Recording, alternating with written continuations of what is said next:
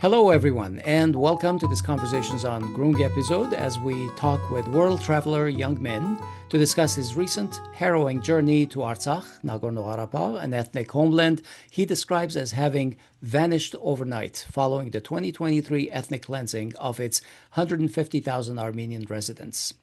Navigating a landscape of militarized checkpoints and a grueling road trip, YoungMin witnessed firsthand the systematic de-Armenizing of the region, where Armenian landmarks like the Parliament building have been destroyed and historical sites are being remodeled to erase Armenian heritage. We delve into the security risks, the heavy bias of state-controlled tours, and the profound emotional weight of visiting a ghost town filled with empty houses and raw emotion, providing a rare, unfiltered look at the tragic reality of a land stripped of its true owners after 1800 years. This was a challenging episode for us to approach in the first place as Armenians. Artsakh or Karabakh was one of the oldest continuously inhabited regions until September 2023. We realize the sensitivity, but at the same time, YoungMin is one of the first foreign visitors to Artsakh after the ethnic cleansing 2 years ago, and who was not there as a paid propagandist for Aliyev in order to whitewash the genocidal policies that went on there. And as such, we felt it was important to talk to him about his experiences while they're still fresh. All right, on to the show. YoungMin, welcome to the Groong podcast. Thank you. It's an honor. Welcome, YoungMin. Thank you again for coming on and accepting this invitation. I want to begin by maybe getting a little bit background about your own activities. You know, what makes you take, and you have obviously traveled to many exciting places, as I learned from your Instagram channel. So tell us a little bit about what you do, and as a lead up to why you decided to travel to this part of the world. Yeah, I'm a corporate worker, and traveling keeps me alive. And I guess I work to travel.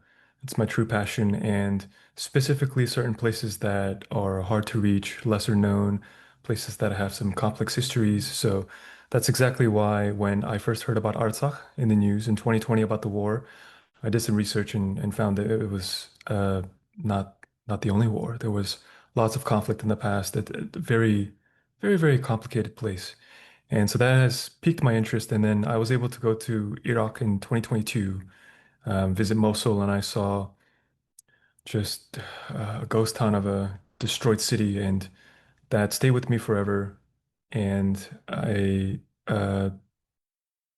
was really captivated by just how much damage that we humans can do. And so I was able to get my chance to visit Artsakh because the Azerbaijan government opened up the area for permits for foreign tourists 2 or 3 months before my trip. So I immediately booked it, and I did it for myself to understand how a place can transform. But also I know that unfortunately Armenians are restricted from entering the area. So I know that there were, countless millions of people who are dying to know what's happening inside, just like how I'd like to see um, parts of real North Korea that are not, filmed and staged.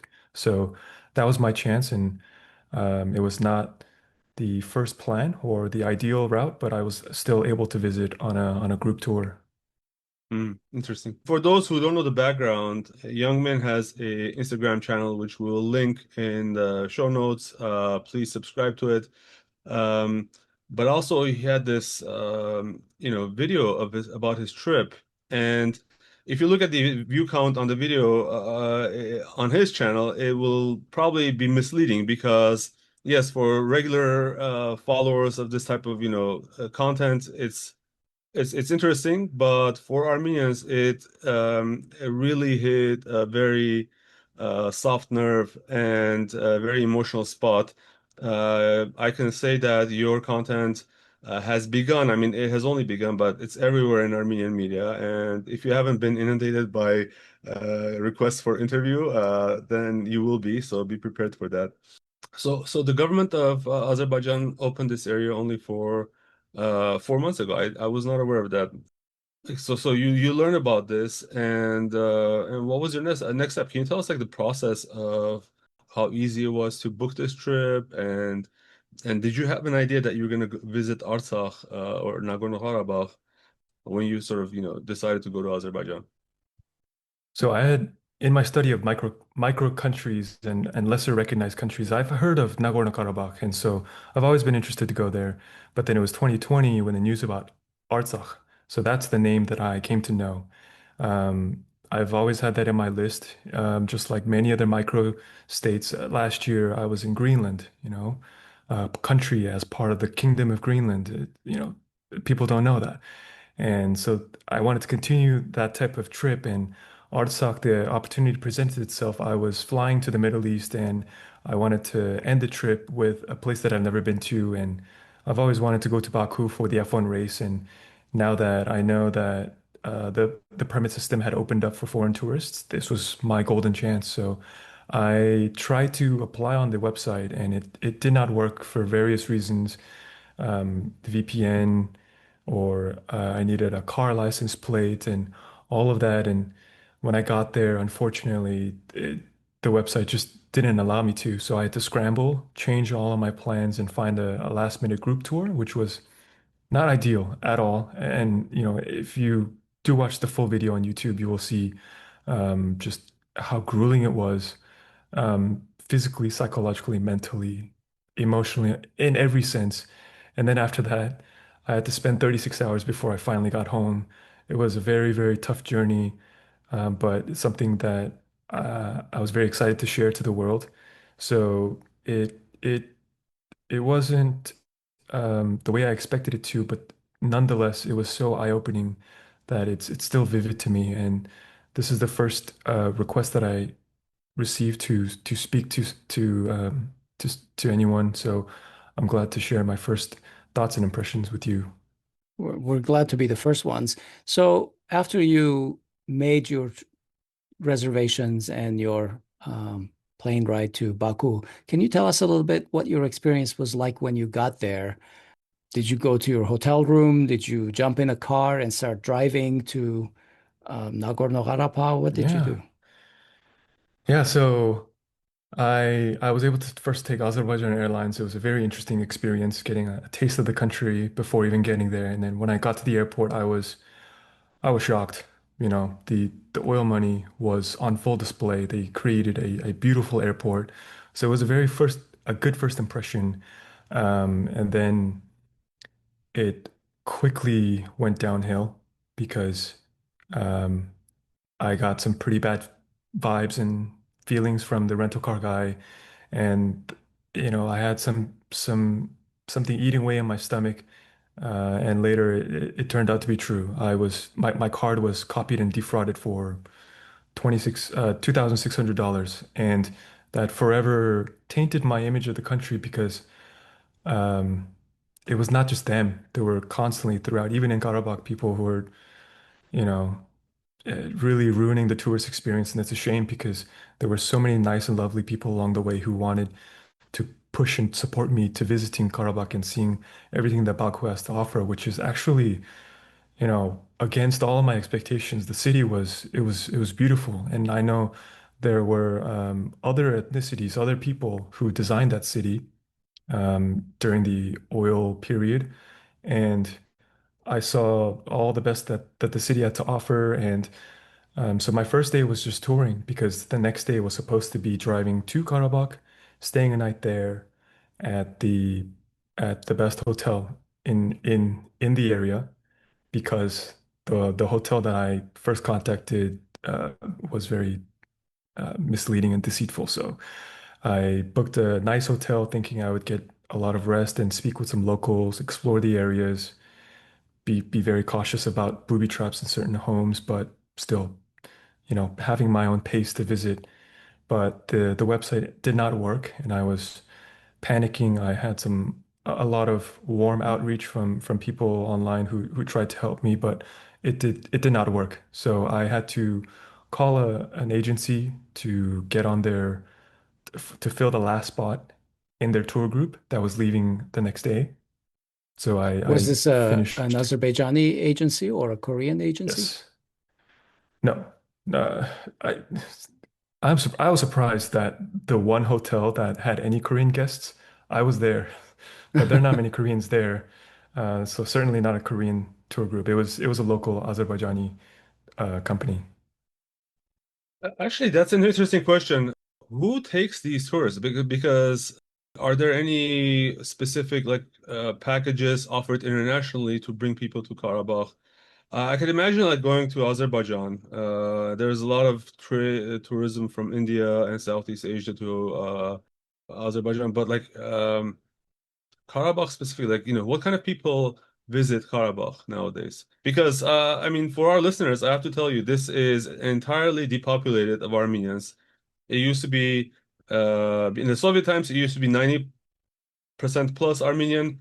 After post-Soviet, after the war, is 100% Armenian. So, what type of people you met at the location, and also what type of people were visiting at this place? So it's not just me. There are other curious travelers out there who are very interested in geopolitics, and they hear about Artsakh from the news as well. So it's a place that's exotic, but the tour buddies that I met there really did not know about the deeper history, just the most recent news. So the people, like you said, Baku's not very well connected internationally, but it is trying very hard, and that's that's been a decades-long program to increase their tourism while developing the country with a lot of the oil wealth that they have.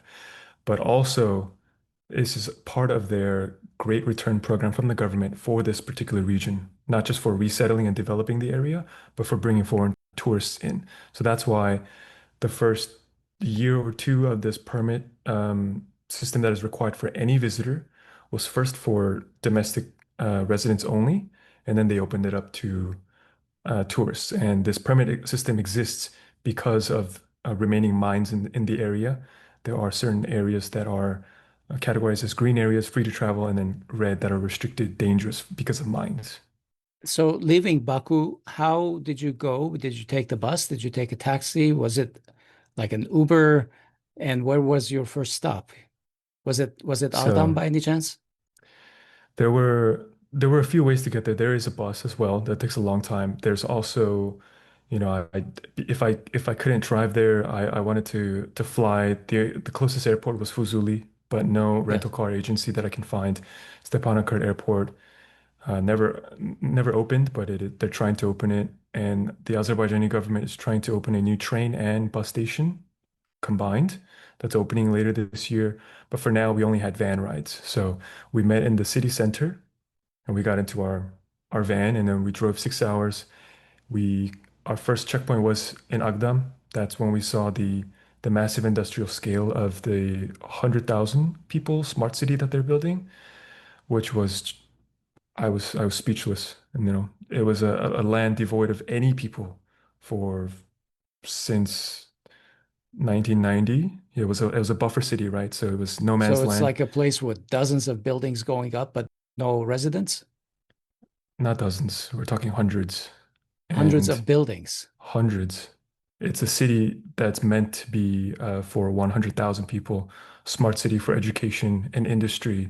And before it was a town and like a slightly industrial town of 30,000, but it was completely empty because Armenia kept it as a buffer city, as the Mhm. first frontier uh, border uh, between the two countries, right?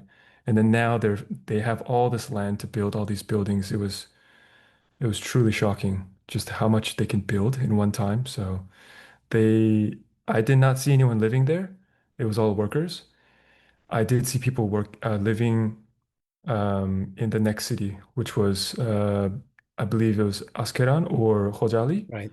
Askeran, yeah. and there were some pretty old and dilapidated buildings. I'm not sure if that's from, I don't think that's from the recent war. I think it was maybe just it was just like that. But there were people living in it, and I believe from asking Google that they were actually either military or construction workers, and the actual people who are being repopulated into the area officially by the Great Return Program are first generation refugees from the First War. They are being placed into brand new homes. But the new homes that I saw was laid out in a cookie cutter suburban type of format, but I did not see anyone living there. You mentioned that that was basically a 16-hour van ride from, is it from Baku to all the way to Stepanakert? How long did it take you to reach Agdam? So this is exactly how it went from start to our first destination. It was start, an hour and a half later, we got into a pit stop for 20 minutes, and then 4.5 hours straight through the checkpoints, through Agdam, Askeran, Khojali. Then we get to the gate of Stepanakert for our second permit check. And then right in front was when we finally stepped out of the van in front of the Mamik and Papik statue. So when you say permit check, you're actually getting stopped and people are checking your passport and whatever. So we sent our passport information to the tour company and they uploaded Mhm. it for permits before. So Ah, they're checking our names with our passports per region. So you actually per need a region. permit to go to Artsakh. So you so when you fill out the permit website, you fill out exactly which city you want to go to. Ah. So they knew that they don't have permits for Agdam. They're going straight to Stepanakert. So that's when we were able to get out of the Uh, van. Do they ask you why you want to go there? You They have to didn't ask fill us in anything. They something. just looked at well, I mean, they knew we were part of the tour group, but the Mm. guards only looked at our passport and our faces. YoungMin, you entered Agdam, and you mentioned that there were landmines around. Of course, that's natural because it was the boundary between Nagorno-Karabakh and Azerbaijan, frozen conflict for decades. Yeah, and I understand there's a lot of demining going on, but uh, what was the atmosphere like in general? You mentioned in your videos that there were a lot of like controlled narratives by the tour guides. Can you tell us about how you felt while going there? Did you feel any danger? Did you feel that you were being monitored beyond the permit checks, of course? First, no, I felt completely safe because I knew the government would not risk anything when it comes to our safety.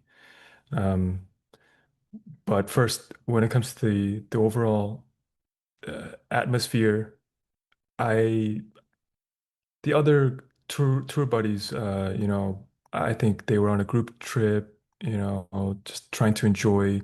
This is something that, they can go tell their friends, hey, I visited this semi-ghost country. For me, you know, I wanted to go see what sort of sadness is out there. I don't know why I seek that kind of stuff, but when I first saw it, I just felt I I just felt this immense weight and sadness like deep in my soul because I knew I have fond memories and I think about my childhood home, how, all the memories that I had that built me today. There are countless families who had that too, that they will never be able to see that land, that building, that home ever again. That struck me. And it was hard to process all throughout the trip. But thank God I was still focused to keep recording. The others were had some sort of kind of mixed reactions about, oh wow, something looks old or damaged. But it goes beyond that. I was thinking extra layers of just how many families have been ruined by this, compounded by the fact that what I'm looking at is the product of two wars. There's the most recent, but there are older buildings that still stand there, completely dilapidated. And so Stepanakert is the last place where permits opened. I think after a year, after the entire system opened. So I see a lot of redevelopment that they did, and to think these very nice looking shiny new buildings, what was in its place, right? The one place that I wanted to visit was Renaissance Square, and I was shocked, completely shocked that that's a park. How is that possible? But the one Yeah. place we asked them two times, can we please go into the park? Like at least let's step into the heart and center and symbolic area of the city of Stepanakert. They refused. I don't know why. Yeah, I was But they just gonna kept ask saying, why. I do not know why. Maybe that is a directive that the government gives to every tour company, but we wanted to spend as much time as possible in Stepanakert. We know that this was most recently. What do foreigners know about this land? It is, um, well, the media portrays it as sadness of the Armenians being completely exiled from this land.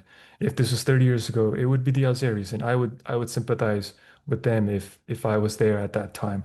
But for now, what we know is Armenians had a complete exile from the land, and we wanted to see who inhabited and operated this land, which is the Armenians for the previous 33 years. But the tour did not want to discuss any of it, which is interesting because we're going to hide the fact that there's an entire population that owned this land, at least for a portion, which is undebatable, regardless of who recognizes or whatever. So, Yeah. as tourists, we're not taking sides. We just want to see naturally these things that we have a curiosity for, but we were restricted and blocked at every turn. So we were only keep pushed to go see the university. And that's what I thought was very tragic is that they remodeled the entire uh, outer exterior of the Karabakh University, which was Artsakh University. And right in front of the building is a beautiful courtyard. And then at the end of the courtyard, which is on the street that we were, it was a very long and large building, which is in the video, completely destroyed. And that I was like, I thought you have your priorities wrong. You need to fix that before you fix that other supermarket. And so that just tells you how much activity is going on, but they can't keep up. But they still want tourists ASAP. But I'm glad I was able to see the transition. Yeah, I can't imagine all the feelings you must have been feeling about a situation like that. You were in Stepanakert as a tourist. I understand you were there with a tour group that was arranged by, I'm not sure, the government, I imagine, or at least the government had a hand in it. Did you have free time to just go around the city, do things? Is there anything to do, or are you pretty much shepherded to an exact path? Sort of like if you're in Disneyland and they truck you from point A to point B to point C, and that's how Mhm. you get to see something. That's exactly why I never do group tours. In all of my travels, I've only done three. That was the third one because I know exactly what I want to see. There's the central church in Stepanakert and in Shusha. Mhm. Um, Both they did not show us. They went around it that we couldn't even see it from far away, and I don't know why. It was a suspicious feeling. So it was mainly due to the time because it is a very, very long journey. And we even came late, 2 hours late. Um, but even with all that, uh, I'm pretty sure even if we stayed there a night, we would not be able to see certain things either out of just pure agenda from the tour company or because it is possibly being transformed. But we did not step foot anywhere else in Stepanakert. Our next time we got out of the van was in Shusha. Mm. Hmm. I would, Yeah. in a normal situation, I would ask you, did you talk to the locals? Did you go to the stores? But these are mostly ghost towns, and all the locals who are Armenians are not there anymore. What would you do, for example, in the evening? Who would you talk with, or what do you do in that city? If I was able to drive my car there, I would go to normal restaurants and talk with the waiters.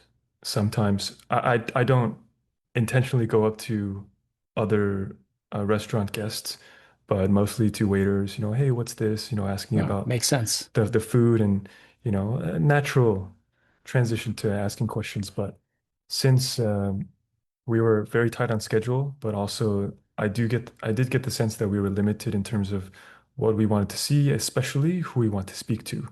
But we did, there was a tour contracted restaurant that we were supposed to go to, but either the road was blocked or it was closed. We had to find a random restaurant.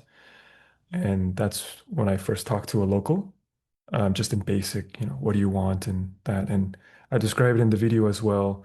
Um, I was so sensitive about being scammed because of my time in Baku that I was very explicit. Hey, I want these two things. And then he ended up charging me for four things. I told the tour group, I told the tour guide, hey, I'm honestly very not happy. You need to tell him that he just ruined my entire image of this restaurant, maybe this city or this country.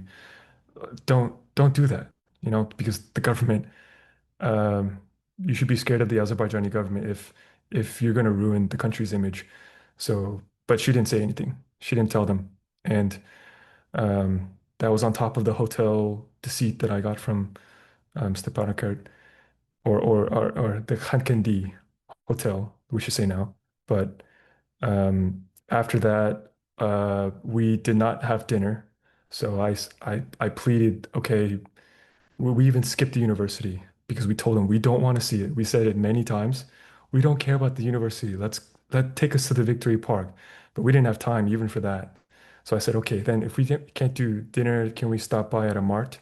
So we stopped by at a mart, and I was able to see people who were fascinated by me and some Italian guy, um, just getting snacks for the road, but we weren't able to talk to anyone. Mm. Yeah, you mentioned the Azerbaijani name for the depopulated town of Stepanakert now, but that brings the sadness of its own because it's an active effort of erasure that we are seeing both in terms of um, written anything written in maps, but also in terms of historical artifacts, buildings. There are countless. Every few months, you will see a new like ancient, church or building in Artsakh being demolished. For instance, the entire town, Karintak, has been completely erased off the map and completely built over. What are some of your experiences? I know you only went to Stepanakert. I mean, there's much more to Artsakh or Nagorno-Karabakh than just Mhm. Stepanakert, but I would love to see, was it obvious that to an outsider that hey, these are things like that were here for millennia. Armenians have been in Artsakh for thousands of years, and now they're not. So, what are some of the other like evidences that you saw, or maybe feelings that you got from can you tell us a little bit more about that? Yeah, I wasn't able to see the landmarks that I wanted to see to to feel and experience the culture of the land, other than modern artificial buildings. So that's exactly why I had a lot of landmarks saved in my list to go see. The first one probably would have been the one you turn right after you pass by Agdam, you go into the mountains, and there's a big church there. And then next would be Askeran Fortress, Mhm. which we just passed by it. And I think that area and Khojali were off limits still. I think even though it was open for permits, I think it was still off limits from the tour guide because of mines. Hmm. Um, but in Stepanakert, the church, we I understand there's mixed history, but let's be very objective and frank. It is dominated and it's built by uh, Armenian culture. So that's exactly what I wanted to see. I saw the culture of Baku, and now I wanted to see the culture of this particular place. But it was handpicked to show Persian and recent modern Azeri culture. So anything cultural related to Armenia, I could not see except for the first one, which is Yeah. Mamik and Papik. And that was not to preserve the culture of the land, but as a state symbol that we are a religiously tolerant country, which is now being mislabeled as Caucasian Albanian Christian. And Yeah. the statue is not even a real statue anymore. It's very sadly turned into a piece of junk because it's been so heavily vandalized. It's not a piece of artwork anymore. Yeah. So Young men, obviously you're experiencing all these things, and I think in your video you mentioned that this was kind of a weight on your shoulders that you were feeling. At what point did you realize that you weren't just visiting an exotic place and that you had stumbled in the middle of a geopolitical conflict, an ethnic cleansing narrative? I'm not giving uh, you enough credit for the fact is that you told us before we started recording that that Artsakh was your 129th trip. So you are a seasoned traveler. So I'm sure that you weren't going off to Disneyland. You knew what Artsakh is, but how did your perspective change as you visited this place personally? You were in the middle of it all. yeah. So being Korean and really making every effort every day to connect with it, retain it, and learn more about it, uh, is is quite a struggle. There's a lot to learn first, but also there's a lot of sadness that we have to carry. And it's obligatory that we remember our pretty dark past. You know, we have the highlight of K-pop culture, but we also have the obligation of remembering our people and my direct family that are still in the north. So Mhm. it's something that we need to constantly remind ourselves, and that is what I learned most from Armenians. It's this narrative from modern Korean culture that we should move on and forget the past and move on. But we can move on with the foundation of our past, and that's something that's widely missed.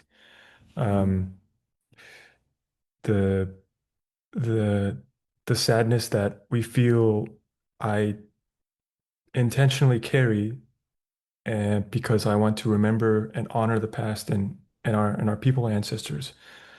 And I know because of that sadness, I go into these places and seek um, that emotion. So that's why, I could have gone to a nice vacation place, but I go to these kind of places to remind myself of the weight and the burden that we have to carry as Koreans as well. So I seeing appreciate Artsakh, that. yep, I know that it means a lot, not just to myself, but for a lot of others out there. Uh, I know how sentimental and valuable this was, so I'm thankful for it. Our podcast, we focus on geopolitics. I'm just like sort of really amazed at how well Azerbaijan has been able to, first of all, whitewash its own ethnic cleansing. I mean, it just completed an ethnic cleansing, and it has been able to bribe, coerce, um, and in other ways get on the good favor of many European politicians who are just like maintaining their silence now. But internally, there is this, they advertise the so-called Great Return Program, right? Intended to repopulate Nagorno-Karabakh or Artsakh with Azeris. Um, just from looking at Stepanakert, did you feel that this was how far along is this? How far, for instance, if you just had to guess, how many of the houses were occupied? And do you feel that this was a natural return? I mean, obviously, prior to the 90s, there were some Azerbaijanis in Stepanakert, even like a small percentage. But do you think that it is Azerbaijanis people who are coming back, are they Azerbaijanis who truly feel, okay, now I'm going to go back to my grandfather's birthplace?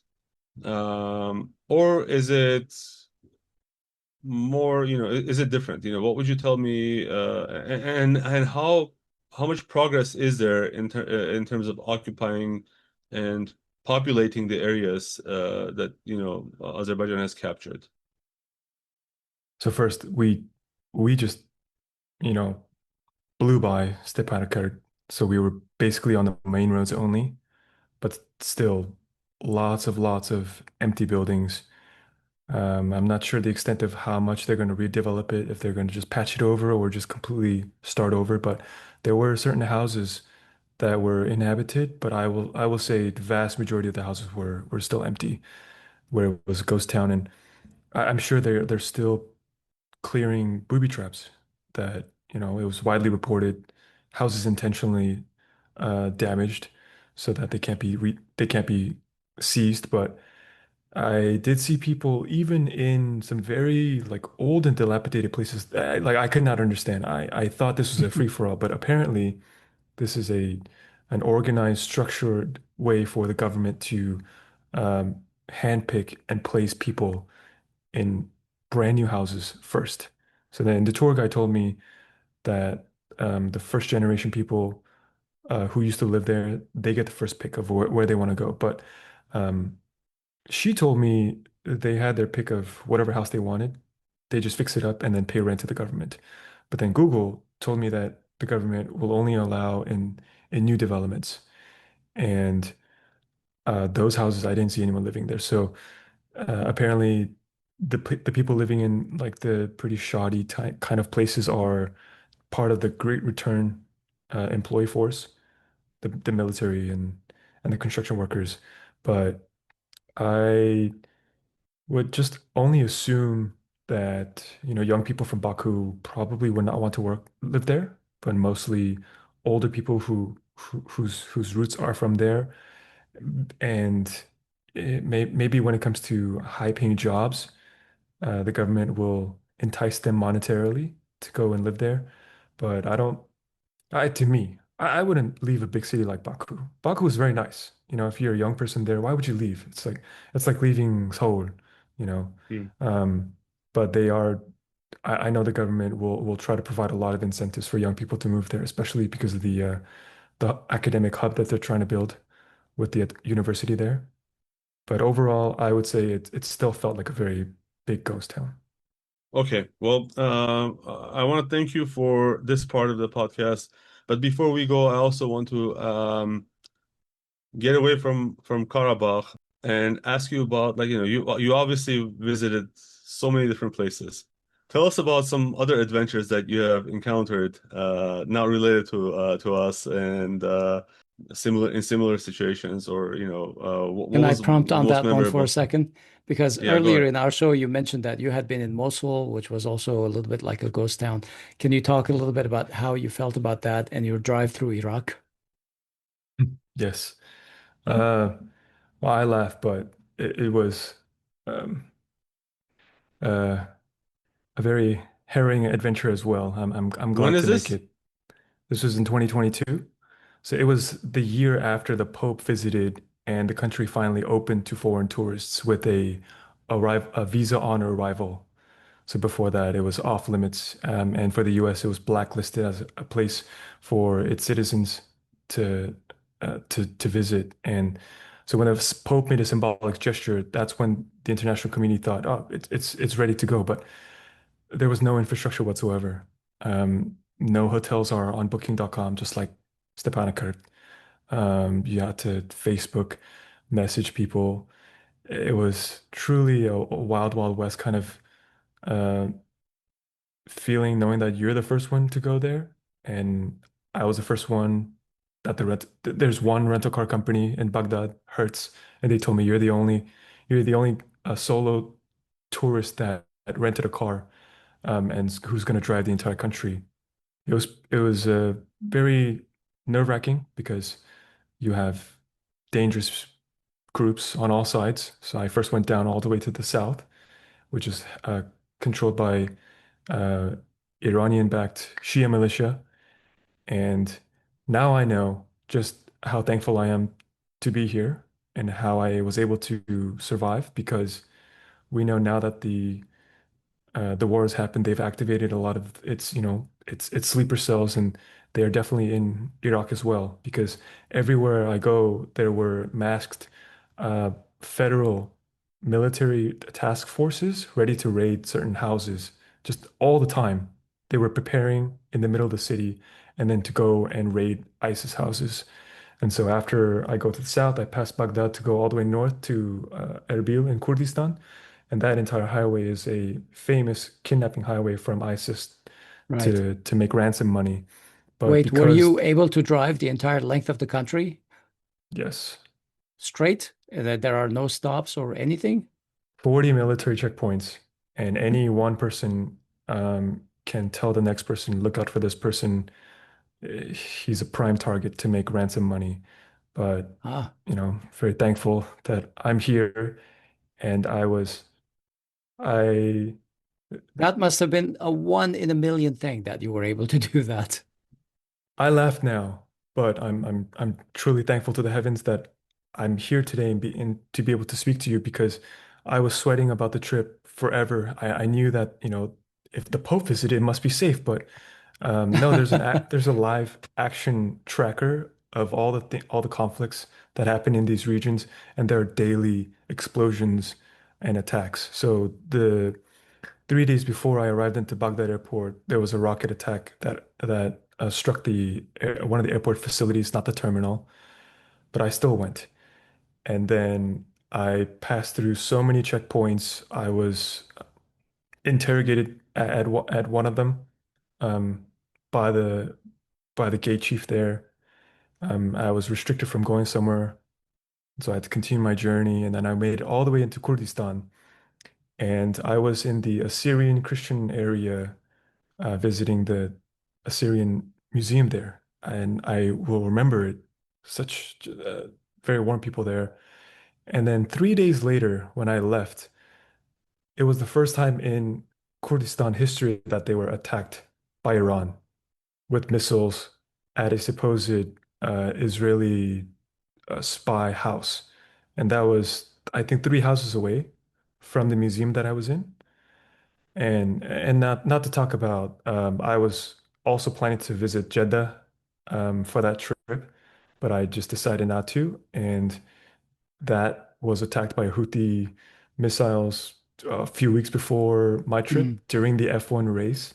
But instead of Jeddah, that's why I visited Riyadh um, right after Iraq. So when I was able to exit the country, that's when I told my mom, hey, I was actually in Iraq this whole time. I'm sorry I lied, but I didn't want to tell you until I made it out safely. So once I'm in Saudi, knowing that I was safe, even though Jeddah wasn't, I I was fully relieved, and I was able to visit Riyadh and Medina, see the holy site there. So it's a part of my ongoing trip to the journey of exploring all of the Middle East and the Caucasus. So that's why Artsakh was special for me because I had this background, kind of understanding the region and then filling in one more piece, which was Artsakh, not just going there without any experience or knowledge. I'm glad you've been successful through these trips, and there's a dome of safety around you because these are not easy trips to complete. I mean, the Pope being able to do it is one thing. He has the Pope mobile, Yep. and Yep. you don't. Yeah. Um, but Yeah. okay, thank you so much, young men. I want to, before we say goodbye, I just want to tell all of our listeners we will have links to this video in our show notes, and we'll have it on our YouTube video as well. But please subscribe to Young Min's channel. It's Young Min Skies, and he has. So you said this was Artsakh was your 129th uh, Country. country that you visited. What is your 130th visit? Next year, I'm planning, hopefully, will be East Timor, Timor-Leste, Awesome. in the east part of Indonesia. That But sounds I did great. have one closing remark that I wanted to give Please. um, a message of hope for everyone who's watching. I know geopolitically, Armenia is a fascinating case because it's surrounded by non-allies at this point. You have Russia that's disappeared. Iran is in turmoil. Armenia is on its own. But the the one hope and wish that I have for Armenia and any other people who've experienced tremendous loss, like this most recent war, um, is that you can just fully move forward. You don't look back, but you use your history as your foundation. I'm not saying to forget your history, not at all, but you use that to propel yourself to move forward. So that's going to take everyone from inside the homeland, but also the vast global diaspora out there to help support and invest in the motherland so that the country can continue to advance and one day become a shining star in the region. And that's the best way to overcome the situation. I pray and I do not wish for another war. I know there's so much tragedy that has happened, but the cycle of violence and hate needs to end, and there should only be good things from here. It is the same message that I would give to any other group of people out there who have experienced, tragedy. So for specifically for the Armenians, I know this is not just one isolated event. It's centuries of hardship, but from this period, I hope it's a launching point where you can just explode in growth and you never look back after that. So praying for you. Thank you. From your Amen. mouth to God's ear. We hope the government of Armenia hears you. Thank you, YoungMin. Thanks for taking the time. I know we just talked to you today, and suddenly we jumped on a show, and it was a tight timeline, but thanks for the stories. It's my pleasure. And it's a great honor to share with you all. Thank you. Absolutely. Same. The honors here. Likewise. We'll be in touch. Take care. Thank you. Take care now. Bye-bye. Bye-bye. That's our show today. This episode was recorded on March 21, 2026. We've been talking with YoungMin, who is a traveler and a vlogger, a video logger, who visited Artsakh, Nagorno-Karabakh earlier in 2026. He documented his experience in a video on his YouTube channel, YoungMin Skies. We'll put a link to it in our show notes and also on our YouTube video. And so we were lucky to take a few moments of his time and talk with him today. I'm Asbet Bedrosyan in Los Angeles. And I'm Hovik Manucharyan. Take care. We'll talk to you soon.